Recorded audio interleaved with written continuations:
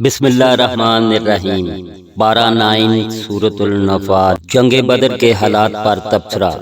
رکوع نمبر 1 آیات 1 تا 10۔ بندہ مومن کا باطنی کردار۔ پہلے رکوع میں اللہ نے بندہ مومن کا باطنی کردار واضح فرمایا ہے۔ مومن تو وہی ہیں کہ جب اللہ کا ذکر کیا جاتا ہے تو ان کے دل کانپ جاتے ہیں۔ جب ان کے سامنے اللہ کی آیات کی تلاوت کی جاتی ہے تو یہ آیات ان کے ایمان میں اضافہ کر دیتی ہے۔ وہ اللہ ہی پر بھروسہ کرتے ہیں، نماز قائم کر کے اللہ سے لگاتے ہیں، اللہ کی خوشنودی حاصل کرنے کے لیے اس کی راہ میں مال خرچ کرتے ہیں۔ ایسے کردار والے پکے مومن ہیں، ان کے لیے اللہ کی طرف سے بخشش، رزق کریم اور بلند درجوں کی بشارت ہے۔ اس کے بعد اسی رکوع سے غزوہ بدر پر تبصرہ شروع ہو جاتا ہے۔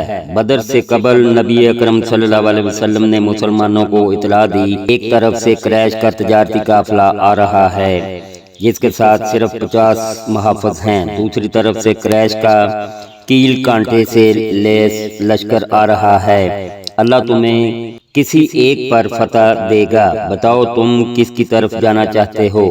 عام مسلمان چاہتے تھے کہ تجارتی قافلے کی طرف جائیں کیونکہ اس سے مقابلہ آسان تھا۔ اللہ چاہتا تھا کہ مقابلہ لشکر کے ساتھ کیا جائے اور اسے شکست دے کر ثابت کیا جائے کہ اہمیت وسائل کی نہیں، اللہ کی مدد کی ہے۔ اس طرح سے حق کا حق ہونا اور باطل کا باطل ہونا بھی واضح ہو جائے۔ رکوع نمبر 2 آیات 11 تا 19۔ میدان بدر میں اللہ کی مدد۔ دوسرے رکوع میں مسلمانوں کو میدان بدر میں عطا کی جانے والی نصرت کا ذکر ہے۔ اللہ نے مسلمانوں کی مدد کے لیے فرشتے نازل فرمائے۔ اس مدد کی وجہ سے مسلمانوں نے قلت اسباب کے باوجود کفار کو ذلت آمیز شکست دی۔ اسی رکوع میں مسلمانوں کو تلقین کی گئی کہ وہ کفار سے جنگ کی صورت میں ہرگز پیٹھ نہ دکھائیں، جس نے بغیر کسی جنگی تدبیر کے پیٹھ دکھائی تو پھر اس کا ٹھکانہ جہنم ہوگا۔ رکوع نمبر 3 آیات 20 تا 28۔ اللہ اور اس کے رسول صلی اللہ علیہ وسلم کی پکار پر لبیک کہو۔ تیسرے رکوع میں مسلمانوں کو حکم دیا گیا کہ اللہ اور اس کے رسول صلی اللہ علیہ وسلم کی پکار پر لبیک کہو، یعنی ان کے ہر حکم پر عمل کرو۔ ایسا نہ ہو کہ اللہ تمہارے دلوں پر مہر کر دے اور اس کے بعد تم ہر کسی کی نیکی سے محروم ہو جاؤ۔ اس رکوع میں یہ نصیحت بھی کی گئی کہ اللہ اور اس کے رسول صلی اللہ علیہ وسلم کے ساتھ خیانت نہ کی جائے۔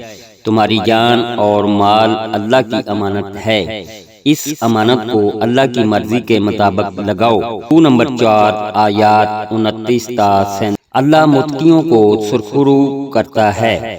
چوتھے رکوع میں مسلمانوں کو بشارت دی گئی کہ اگر تم تقوی کی روش پر کاربند رہو گے تو اللہ تمہیں حق و باطل کے معرکے میں کامیابی عطا کرے گا اور تمہارے گناہ معاف فرما دے گا۔